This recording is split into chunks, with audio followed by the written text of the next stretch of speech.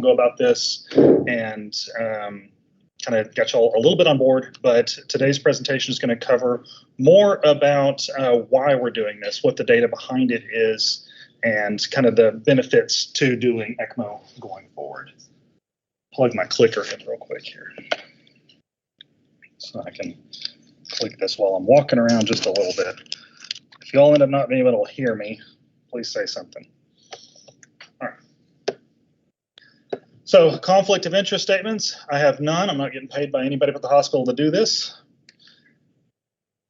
Let's talk about the definition exactly of sudden cardiac arrest. So sudden cardiac arrest is cessation of blood flow that is not caused by the terminal stages of another illness. It's important to specifically say this because everyone will undergo cardiac arrest at some point in their life, and ECMO is not always the answer for it. People that grab their chest and fall down in the Walmart parking lot, that kind of thing, that's more what we're looking for, not people that are already in the ICU that are riddled with cancer or dealing with liver failure or something like that. Those don't tend to do too well on ECMO. So there's about 350,000 of those a year that would potentially be good ECMO candidates. We'll talk about exactly what candidates mean. So terminology, ACLS, you guys already know this, Advanced Cardiac Life Support. ECLS is a term that we often use to add ECMO into it. So people frequently will see ECMO plus CPR equals ECLS. I think what you'll find is that that's not exactly true. ECLS is an entirely different thought process. So this one's often attributed to Mark Twain, probably some other people that said this, but lies, damn lies, and statistics. Depending on exactly what you say with statistics, you can basically make anything sound good. So we will try to be very specific with exactly where we're measuring these numbers, and I'll talk to you about that. So pay attention to the specifics and ask questions if you have any questions about exactly where these numbers come from.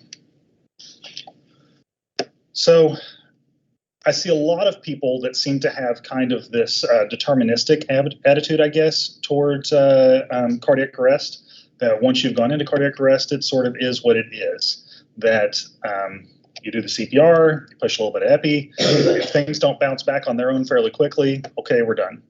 That seems to be the thought process. We see so few cardiac arrests that turn out successfully that I think that kind of becomes the de facto for people that have done it more than once or twice, is you expect it to just be whatever it's going to be. You either get ROSC or you don't, and then that's that. I think a lot of people think that ACLS is advanced because it's got the word advanced in it.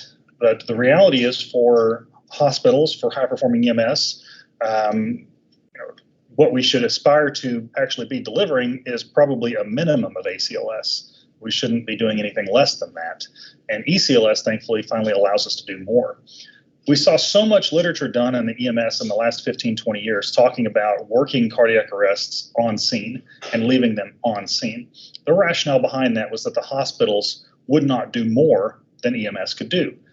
EMS carried epi and bicarb. The hospital carries epi and bicarb. EMS carries an ET tube. The hospital carries an ET tube. Put those in, do that stuff, push on the chest a little bit, and that was the entirety of cardiac arrest management. We could do that in the field just as well.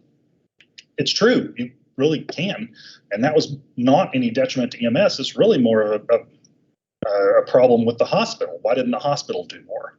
And that's what we're coming in with, is trying to do more now.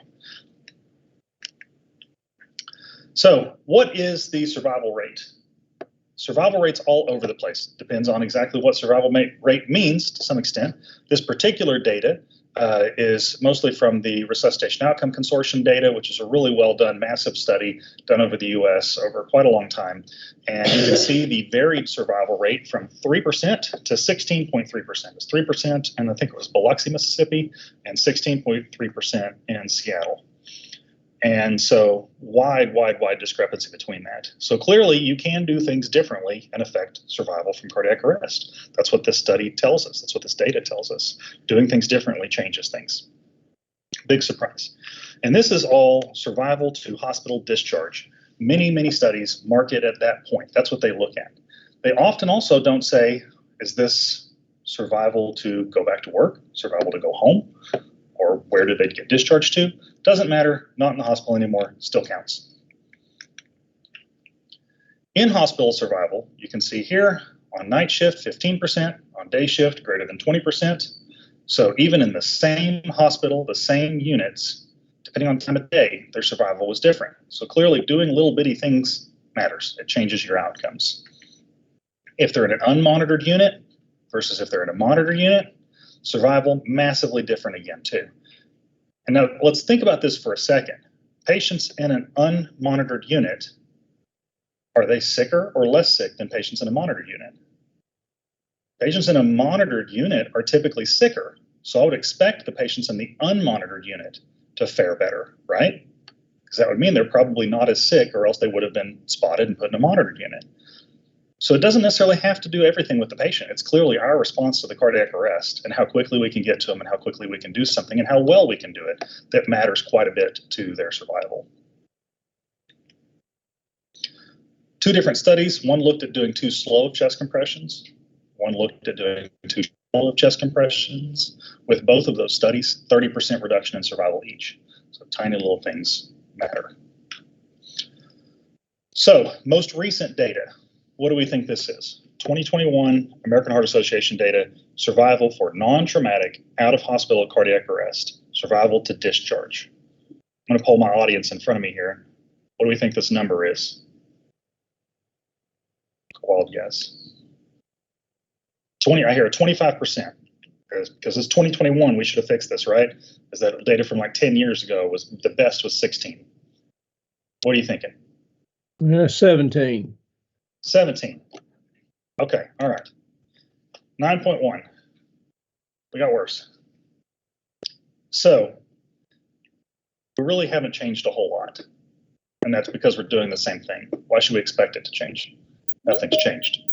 We're doing exactly the same thing as we were in the 1980s.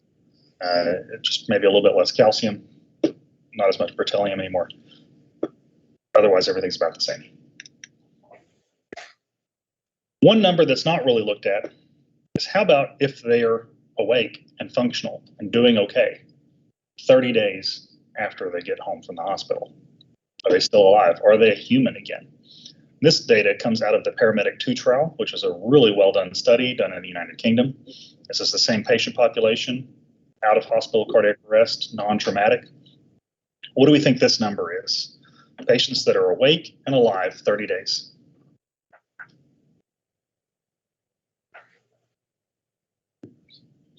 All right, I hear a 2%. Okay, less than 9. All right. PHI, you got a number? All right, we'll go forward. 2.8%. Jeff, spot on that one. Okay, terrible. I don't know how much you guys know about number needed to treat and how that works. In this particular case, I'd say number needed to treat to have somebody walk out of the hospital alive is about 33. So we'd have to do CPR about 33 patients to expect to have one of them come back a month later and bring us cookies. So let's just look at the survival to discharge. Let's say ACLS gives us 10%. What could ECLS give us? Surprisingly, all the data is showing 40%. That's what all the really good data is showing. And the cool thing is that it's not just 40% survival, it's 40% that survive to walk out of the hospital. That's what these great centers that are doing a really good job at this are achieving. So let's talk about the trials. The arrest trial, that's my favorite one. This is done by some friends of mine up at Minnesota Heart. This is Dimitri Anopoulos, Keith Lurie, Jason Bartos, all these guys. They're doing a fantastic job up there. They can get people on ECMO in less than 10 minutes. Our best so far was yesterday afternoon. We did a 17-minute one. So we're getting there. But these guys are doing a great job. Their survival to hospital discharge is 43% of these patients. So they had basically 15 in each arm. Now you'll ask me, what happened to the 15 in the ECLS arm? Because there's only 14 now. Well, so one of their gentlemen that they had enrolled in the study woke up after the ECMO and felt so good he did not want to be part of the study anymore, and he left AMA and demanded to no longer be part of the study. I think we could say that they probably had 50% survival on this. If you can unenroll in a study and leave AMA, it's probably good. So you have 1 survive with their ACLS arm, 6 out of the 14 survive on that one. That's survival to discharge. Doesn't look terrible. How about 90 days? Their ACLS guy died at the 28-day mark. That's pretty standard for what we should expect because they didn't do 33 ACLS cases. They should not expect to have any survivors. You'd have to do 33 to expect to have a single survivor at 90 days. Their ECLS guys, all of them were still alive and awake. Moving out to 6 months, all of them still alive and awake. One of the things we look at functionality, how good is everything going? How good are they neurologically? What's their physical impairment? After cardiac arrest, we do something called a CPC score. We'll grade them at different points on that. 1 is normal. 2 is still pretty good. 2 is like recognize your grandkids, smile, interact, maybe tell jokes every now and then, but you need help with bathing, getting around, something along the lines of that. You can get all that just from being in the ICU. Severe, maybe you can recognize people, smile at them, but you're probably not telling jokes. So 3 is something, but it's not our goal. 4, persistent vegetative state, and 5 is brain death. Their average CPC on their survivors is 1.16. As I said, it's pretty good. Let's look at a different study. This is their 2017 case series that they did. So in 2017, they had 42% survival out of having 62 patients enrolled at the 3-month mark with a CPC of either 1 or 2. That's fantastic. I'd accept a 2 out of my patient. Sure, I'd want them to be a 1, but I'd accept a 2 out of them to be able to interact with them. Their mobile ECMO program, where they went to other hospitals and cannulated and brought them back, 58 patients, 43% again at the 3-month neurointact survival with a CPC 1 or 2. This is, I mean, it's not even just one hospital. They're literally driving out to another hospital and doing this. The CHEER trial is one of the oldest. This is kind of what got us really into a lot of this stuff. It combines hypothermia, the early cath lab, and then the ECMO. And that CHEER trial showed a fantastic initial signal of 54% with 26 patients. Now, this is a case series, wasn't an RCT, but still 54%. That's fantastic looking at that. The 2 CHEER trial dropped back down a little bit, and I find it hilarious. When I remember whenever this trial came out, talking to the authors about it, they were very disappointed with 44% after getting the 54 in that initial. To think we're accepting 2.8% right now, and they were very disappointed with the 44. But they only allowed a CPC of 1. I'm not sure if it would have been higher again with a CPC of 2 as well. They did 25 patients. The ELSO registry data, this is 2016, so a little bit old now. Nearly 3,000 patients, lots and lots and lots and lots of hospitals, very unregulated data set. This is just kind of throwing it all in there. Survival to discharge was 29%. So comparing that, a similar number in ACLS would be that 9.1%. And we're looking at this very unregulated data set, 29%. Expect basically 3 times higher survival at that point. Just looking at that number alone, even if we like what we're really trying. Talking about barely trying, one study that I did not include in this, but I will mention, I know Jamie's on here, and so he's probably wondering what I think about this study. The Inception trial that was published in New England Journal of Medicine about 3 or 4 months ago now. This trial was done, I forget the country, like Sweden or Denmark or something like that. One of the Scandinavian countries, done over there, where they basically had a handful of CT surgeons that were employed at all of the state-owned hospitals, and they could go out to any of those hospitals and put people on ECMO at any time. And so they just declared that every state hospital in the country was an ECMO center now, and they would do ECPR on all their patients. Some of their patients had CPR done on them for nearly 2 hours while the CT surgeon was coming in. About half of the centers had never done a single ECMO cannulation before they started enrolling data into the trial. Even in that study, they had 20% survival on the ECLS arm and 14% survival on the ACLS arm. So it wasn't worse, just wasn't as good as some of these other places. So basically, just kind of messing around with some stuff with it, they had an improvement. It just wasn't big enough to create a statistical signal. So this is why we're trying to have a little bit more concerted effort with what we're doing, and we're modeling everything we do after the Minnesota Heart guys, trying to hit their markers, hit their timelines, and do as good as we can. We're a different patient population. Our results are going to be different, but that's what our goal is, to really try to model ourselves after them. So looking at that 2.8% versus the ARREST trial would give us a number needed to treat to obtain a CPC of 1 or 2 at the 3-month mark of 2.5 patients. So if we want our patients to come back in 90 days and bring us cookies, we should only have to treat about 2.5 patients with ECLS to get that. It's probably going to take us some time to get to this point, because to do the ARREST trial the way they're doing it, you have to cannulate them in 10 minutes from the time that they hit the door. Like I said earlier, our fastest is now 17 minutes. That's pretty dang close, considering that the ER doctor that was putting it on, it was her first time doing it. So that's nice. So ECLS could save a life every 2.5 cardiac arrest. ACLS, it requires 33. Kind of beat that into the ground. So what is ECMO? What is ECLS? What does it mean?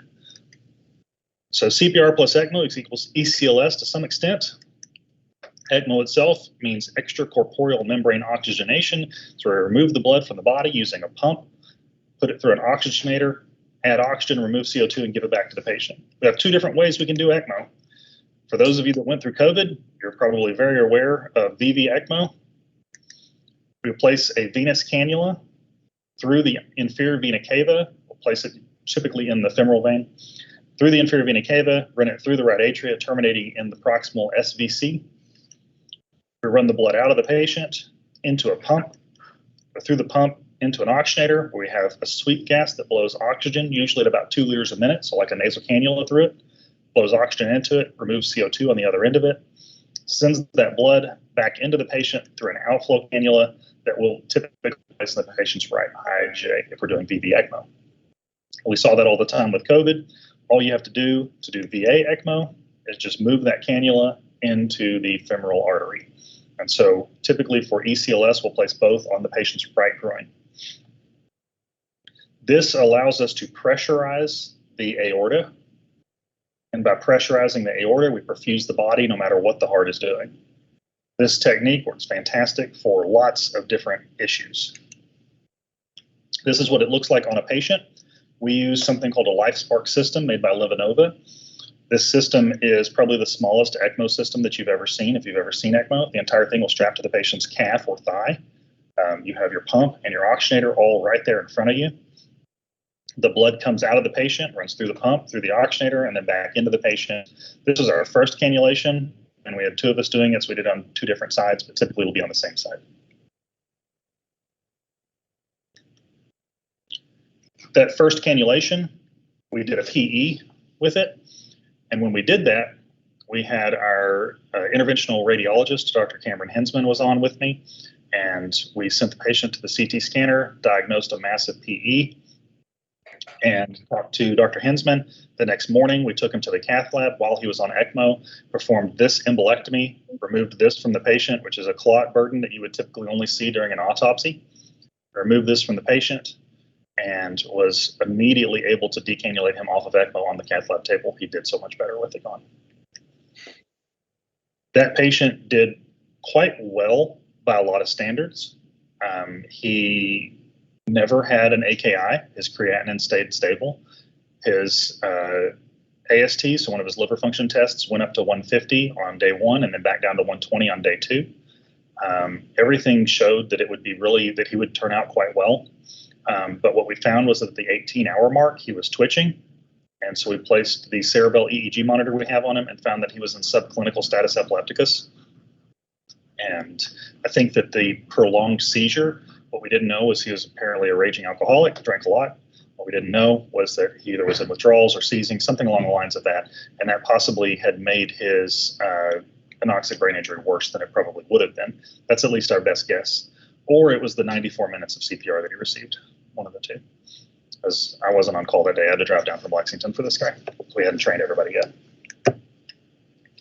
So to talk about how this works for PE and why this is basically perfect for PEs, and so if you end up with PEs, ECMO is really kind of the best treatment you can do for them. Our normal circulation, we can see we split the left and right heart and act like they're 2 separate hearts. Our right heart will feed the body, and the body sends blood back to, or excuse me, the left heart will feed the body sends blood back to the right heart then feeds the lungs, which sends the blood back to the left heart. It's a circle that can't be interrupted. If you get a PE, it interrupts blood flow from that right heart to the left heart. Starving it of blood flow will drop your oxygen saturation significantly, and if it's big enough, it will drop your blood flow significantly. Those patients do terrible with anything besides removing that PE. You can think about it if it's a tubing circle that you've just placed a clamp on it. ECMO allows us to add a second circle that bypasses that obstruction, and we can do that very quickly in 17 minutes now. We place a catheter into the vein, pull it out through the pump, send it through the oxygenator, do everything the lung would do, and send that back into the arteries, and we can keep the patient's body alive. At that point, we can either perform an embolectomy or put the patient on lytics or whatever we need to do to remove the PE and restore normal circulation. Dr. Cameron Hinsman pulling that embolectomy out when he was on ECMO, there's less than 10 centers in the United States that have ever done that. We're now one of them. And just thankful that we have somebody that's as trained as he is here that can do that sort of thing. So what can EMS do when it comes to ECPR, ECLS? The best thing that we can do is identify who would be a candidate and who isn't early. So the indications for ECMO here, where we're at Ephraim McDowell, is if the patient is less than 75 years old. Now, if you bring me in an 80-year-old Arnold Schwarzenegger with no past medical history and the guy looks like he could kick my butt at normal, mows his lawn every day, I'll probably still do ECMO on him. Where all these are flexible to some extent, but this is going to get us the best patients.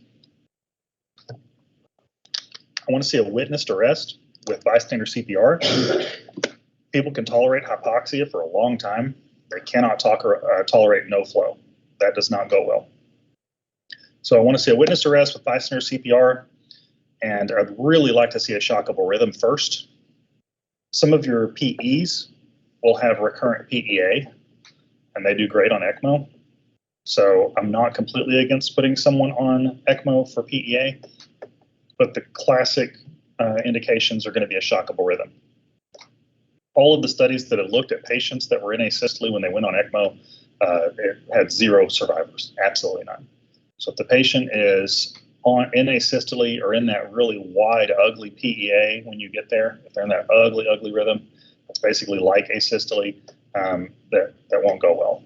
Now, if this guy's in VFib, VTAC, and you give him full dose of amio and a full dose of lidocaine, and he's now in asystole, I'll still consider cannulating that guy because it really has more to do with that initial rhythm than it does to do with what ACLS has created. Overriding criteria is if they're showing signs of life, if the guy's continually getting ROSC, if they're blinking, biting the ET tube, moving, if you pause chest compressions and they start gasping and overbreathing. Those sorts of things say, hey, maybe there's still perfusion of their brain and there's something we can save there. That's stuff that we will really consider putting these guys on ECMO. Obviously, if they have end-stage COPD, not just a diagnosis of it, but if they're dying because they have a BMI of 12 because they can't bring enough oxygen into their body to create nutrients, and they're basically wasted away because of their COPD, the ECMO is not going to fix that. Severe renal failure, dialysis patients, liver failure, terminal cancer, all those sorts of things are signs that this is the end of life, not that this patient has life left in them that ECMO could potentially take out. If their no flow time is greater than 5 minutes, we're pretty much out because I can guarantee you're not going to be showing me signs of life at that point. So if they have been completely out with no CPR for greater than 5 minutes, it's really the chances of them coming back are essentially zilch. We have soft criteria. We'd really like to see their low flow time be less than 60 minutes. We want to see that low. And so if it's greater than 60 minutes, that would be an exclusion criteria most of the time. Now, again, it's got an asterisk next to it because if you can give me a good reason to keep trying, we will. We've done some longer cases. One of our best cases we had was down for about 70 minutes, and he walked out of the hospital a week and a half later. Or at least walked into, he had to go to a nursing home because his wife was a hoarder, so he couldn't go home. She broke her hip while he was in the hospital. So close enough, close. It wasn't his issue. So we will go longer than 60, but we want to be less than 60 if we can help it. Early notification of transport. So basically, give us a call. And we call that an MCS code here, MCS alert, or an ECMO candidate. Just say those kind of words to our ED clerk, and they can call an MCS code from the field. And it's mechanical circulatory support is what that stands for. And so they'll call that alert from the field and start the process mobilizing to get everyone into the ER that needs to be there with all the equipment ready to go. And so give us a shout.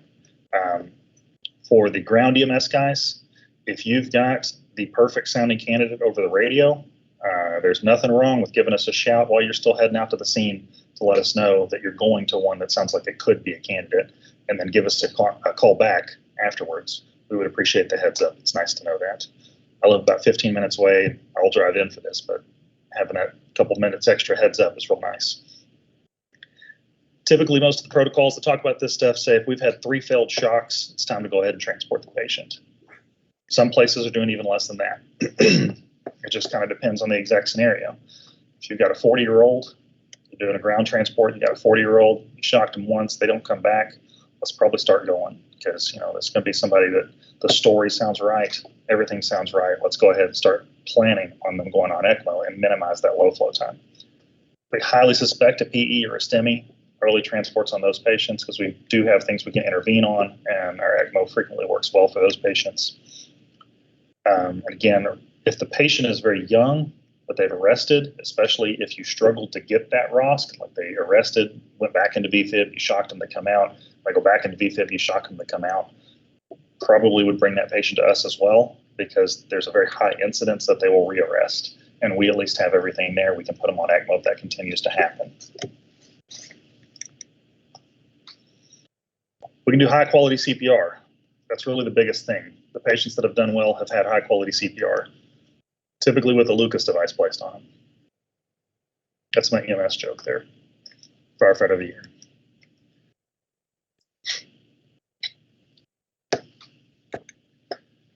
So what is the Lucas compared to regular CPR? So this data is unpublished from my cardiac arrest pig lab that I used to have a long time ago. The black is flow through the carotid artery from a surgically implanted carotid blood flow sensor. So it's measuring flow directly going to the brain. The red is their blood pressure, their mean arterial pressure. So if you look to the left side of the screen, to the CPR side, we can see that depending on who's doing CPR, it's all over the place. The guy that I did my pig lab with was faculty at UT Southwestern, and so we would frequently have ER and pediatric ER residents and fellows come through the cath lab. Some of them would be big, some of them would be small. It was the standard kind of plethora that you get working in any normal ER. And so the quality of chest compressions is all over the place, depending usually on the mass of the person doing the chest compressions. It has more to do with anything else. That's just simply how physics work. And so it's all over the place, very erratic. Lucas device, on the other hand, it's not anything crazy. It's not like it's massively better. It's just consistent. And it's consistent no matter what you're doing. It's consistent no matter if you're squeezing through a doorway, consistent no matter if you're pulling the patient out from between the toilet and the bathtub. It's just consistent. So that's where I think that the real benefit comes with the Lucas device. And so I would recommend routine use of this as much as we can possibly use it, simply for its consistency.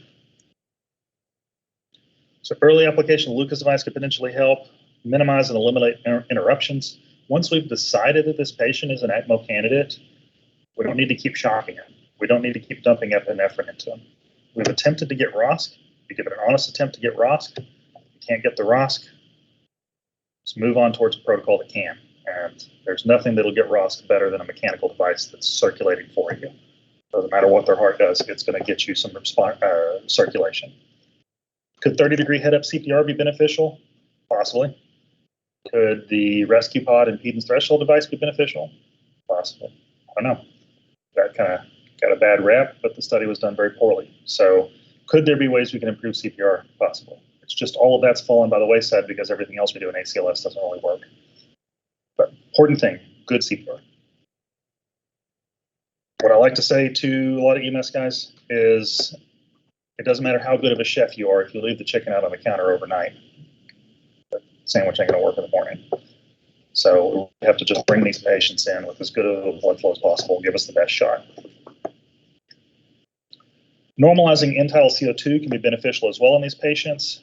A high ETCO2 will give more blood flow to the brain. A low ETCO2 will cause cerebral vasoconstriction. It's really more of a PCO2 problem. We're assuming an equilibration between ETCO2 and PCO2 at this point, which does not normally happen in CPR. But what I frequently see is people just go crazy. They grab that 2.5 liter volume BVM hooked up to an hooked up to an endotracheal tube, and they squeeze it with both hands as fast as they can possibly squeeze it.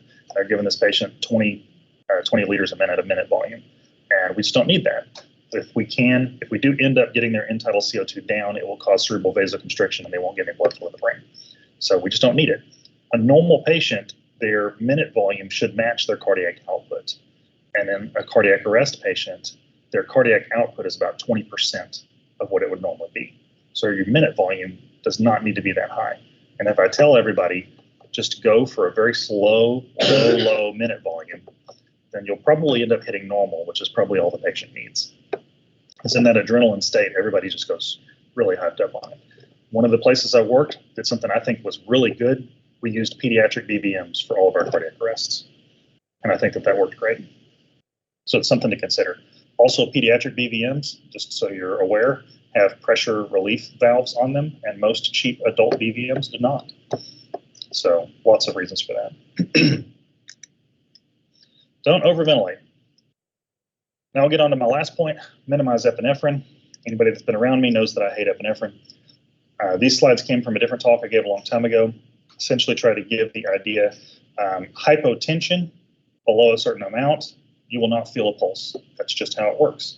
We suck at feeling a pulse anyways. There's a great study done by paramedics where they took them into the cardiac OR above the drape where they couldn't see anything. They asked them to feel if the patient had a pulse, if they had a carotid pulse. When they limited them to only 10 seconds, they were about 5% accurate. It's the best that they could do. If you gave them a full minute, they got to about 40% accuracy. So if you give them a full 60 seconds to tell you if this patient is on cardiac bypass or not, they would have been better off flipping a coin. So our pulsometers suck to begin with, but what we all know is that there's no way you're going to feel a pulse in somebody with a blood pressure of 40 or 50 systolic. It's just not going to happen. It's too low. Does that mean they're in cardiac arrest? No, it doesn't. Where epinephrine came from was actually a really bad dentist that kept sedating his patients too much with chloroform and would drop the blood pressure. And so then you'd have them inhale ammonia, which is a powerful vasoconstrictant, to get their pulse back up. And then we've just gone with that ever since. So they were always treating hypotension. They were never treating cardiac arrest. It just somehow got conflated into that. Now we use epinephrine thanks to some dog studies done in the 50s where they pulled the 1 milligram out of their ass. So what we can call this hypotension where you can't feel a pulse is really pseudo-PEA. Because if you can't feel a pulse, we'll call it cardiac arrest. If we see an organized electrical activity, we'll call it PEA. The reality is it's just hypotension. Those patients do great with epinephrine. Now you can feel a pulse again. So giving a dose of epinephrine to these kind of patients works fantastic. If they have a shockable rhythm, on the other hand, no, that doesn't work very well at all, because that's not what the whole thing was about ever to begin with. Typically, if the patient is dead, you give epinephrine and they stay dead. So think about what it is with epinephrine. Now, what exactly is this epinephrine doing? Most people think that pressure equals flow. We make that kind of that connection in our mind that pressure equals flow. Because the whole point of giving it is we want to perfuse the body. The reality is it doesn't work that way. Pressure equals flow times resistance. So we have this resistance that we assume is normal. But what we've done now, we give the epinephrine, we increase our pressure by increasing our resistance. Our flow is fixed by the Lucas device because that flow is provided by the CPR. And if our resistance goes up, the flow has to go down. It can't, because the Lucas device is only going to do what it does. So really, if we're giving anyone epinephrine in a cardiac arrest, after we've given that first dose to try to see if we're going to get ROSC because they were just pseudo-PEA or something along those lines, after we've given them a dose or so, we should probably start considering injecting the firefighter doing CPR, because it would have a better effect. So what does it do to the actual blood flow in the brain? Here again, this is from my pig lab. You can see the black is blood flow, the red is mean arterial pressure. We give a bolus of epinephrine, and you can see the blood flow to the brain drop significantly, in this case by 60%. Your map goes up, and so if you have an art line and you're measuring your map, it looks like you're doing a great job. You've done an excellent job. You've brought their blood pressure up, so that means their flow is up. But all you've done is shunt that blood into their central circulation and away from the tissues where it's actually needed, because you've squeezed everything down. After a few minutes, you can see the epinephrine starts to wear off. It starts to get flow going back up. What do? Smack it back down again. We don't want any of that blood in the brain. Let's get it out of there. Put it back in our central circulation so our numbers look good again. And our map goes up again. So epinephrine is useful for some things. And the reason that we do this, the whole science behind this, because I don't want to act like everybody's dumb, because they're not. The whole science behind this is because there is literature saying if you can bring the diastolic pressure up enough, some of these patients will get ROSC. So these patients it'll improve coronary perfusion, because the heart's the only organ perfused in diastole. So if you can get the diastolic pressure up with epinephrine by squeezing it, you might get them to get ROSC. The problem is all the other organs are perfused in systole. So giving epinephrine basically shunts the blood from all the other organs into the heart. That's the idea, trying to get ROSC. But if we can't get that ROSC, we're killing all the other organs. You just have to understand that. Give it a shot and then move on. So this is my recommendation on it, and this has absolutely no science behind it whatsoever other than a pig lab I used to tinker with in my garage. But it makes sense, and there's other places that are doing this, where they say if there's a shockable rhythm, they give the epi times 1 and then stop. Because if it's a shockable rhythm, it's probably not going to come back with just epi. If it's a non-shockable rhythm, maybe you can try a few more times. And so I'm doing something similar to this with the Montgomery County guys that I work with, really trying to limit the epinephrine. And that's what the Paramedic 2 trial showed. Something along the lines of this. The Paramedic 2 trial showed that if we gave these people epinephrine, some of them got ROSC and some of them did well, but if we gave all of them epinephrine, you ended up having more patients with ROSC, but less patients that actually walked out alive from the hospital. If you gave them saline, you had less ROSC, but more of the patients that made it to the hospital walked out alive. So we have to find that somewhere in between where we're able to fix the pseudo-PEA and get these patients back quickly, but not fry their brain doing it. So the whole thing of giving 5-6 doses of epinephrine in a 15-20 minute code, should probably stop doing that. Should probably try to do something different. So that dose of 1 milligram had no science behind it anyway. It's just pulled out of somebody's ass. So a little bit about our program here real quick. We've had 9 cases now because we put somebody on ECMO yesterday afternoon after our training. First case was January 8th, but the official program really didn't start until on April 1st. We've had 2 people that walked out of the hospital with this, and 3 have had excellent neuro outcomes. One of those that had excellent neuro outcomes later developed pneumonia and succumbed to septic shock, unfortunately. All right. So that's what I have for